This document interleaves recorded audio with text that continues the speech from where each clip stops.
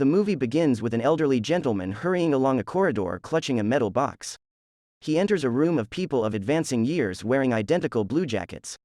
Together they place a paper document and a clear plastic key in the box and close it, setting a timer on it for 200 years. This, they say, should be long enough for the remaining humans to live below the ground. The box is passed to the current mayor and then from mayor to mayor over many years until, finally, with 47 years remaining, the person holding it collapses and the box is tucked away and forgotten about. What exactly is the box about? This is Action Recaps. Follow us today to the movie titled City of Ember 2008. Be aware, there are spoilers. Next we arrive at the house of Doon Harrow and his father Loris. Doon is getting ready for his graduation ceremony, known in Ember as an assignment day. As he does so, there is an outage of power. Doon tells his father the city is on the brink of collapse and that he wishes to get in and see the generator no matter what it takes. Out in the town, Lina Mayfleet rushes from her granny's house to the same ceremony, arriving after it has begun. However, she creeps in late, with the help of her friend Lizzie, as the other graduates recite an oath to their city. Ember, they say, is the only beacon of light in a world of darkness. The mayor then carries a velvet bag along each line of graduates, from which they all select their future jobs.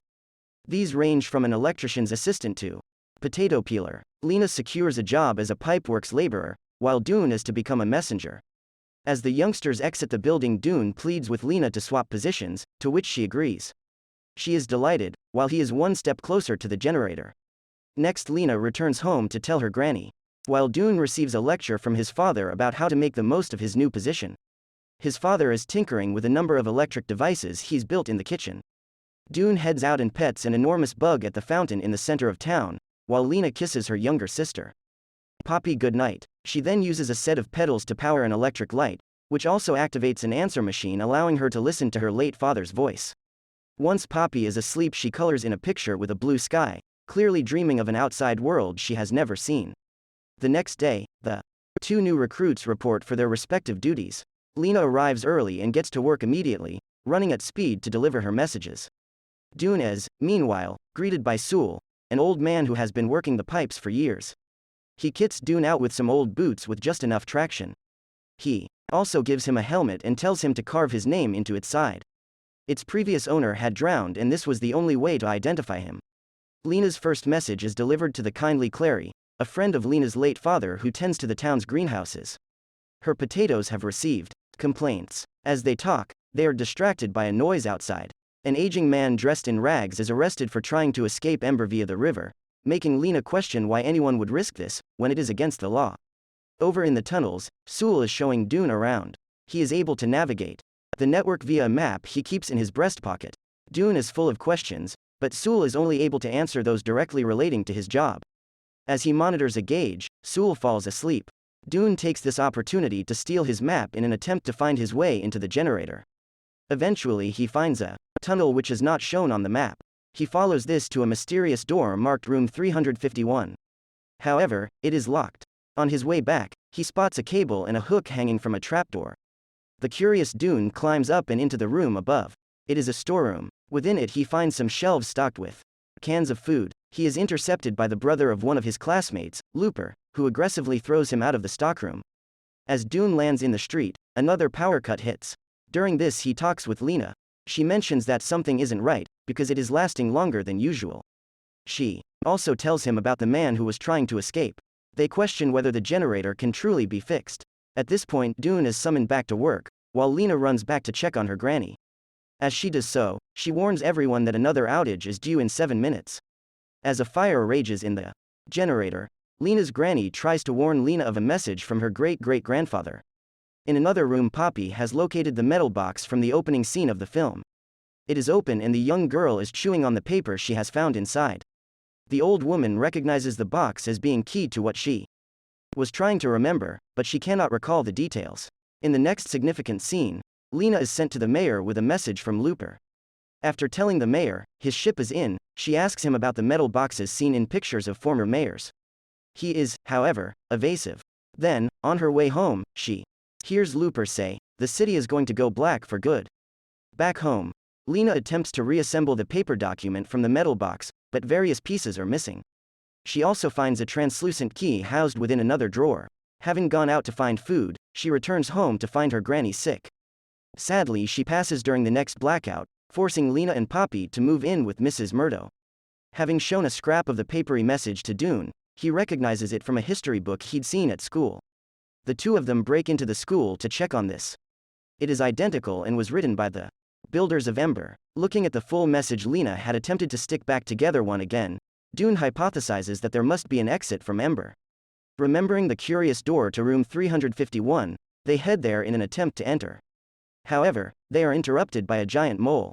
Fortunately, the two of them get away, with Doon providing a distraction at the very moment Lina appears in trouble. Next, Lina begins to speculate as to how her father could have drowned, when there is no water but the irrigation pipes.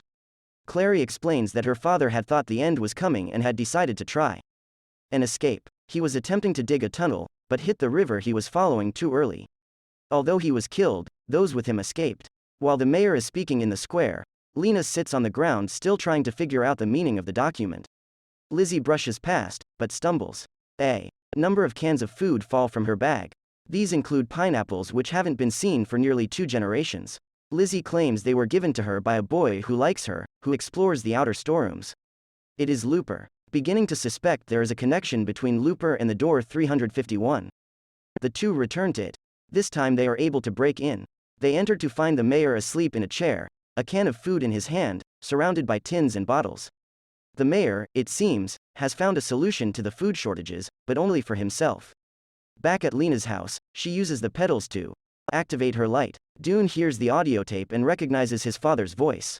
He hears something significant and rushes home to confront his dad. Doon accuses him of trying to leave the city. Clearly his father has lost hope, telling his son that the builders of Ember abandoned them. Doon tells him otherwise and that he has proof. Meanwhile, Lina enters the mayor's office and reports what she saw to his assistant. He thanks her for the information, but then forcibly drags her to the mayor. She is about to be arrested and have her box seized by his guards when another power cut occurs. Lina makes it out, but not before she grabs a key similar to the one seen in her box's drawer, which the mayor had been using to pick his teeth. When the lights come back on, the mayor sends his troops out to arrest Lina and Doon. Doon, however, is able to get away due to the quick actions of his father, who delays them. Clary, meanwhile, assists Lina by hiding her in a secret room within the greenhouse. Doon soon joins her. In the room he finds a machine which he recognizes to be the handiwork of his dad. The two of them get it up and running and use it to make a tunnel to get away. Here Lina shows Doon the key she took from the mayor and they slip it together with the other found in the box to form a complete one. Next, Lina and Doon head to the town square to lure Poppy away from the event taking place. They head to the control room of the piping system and ask Sewell for help.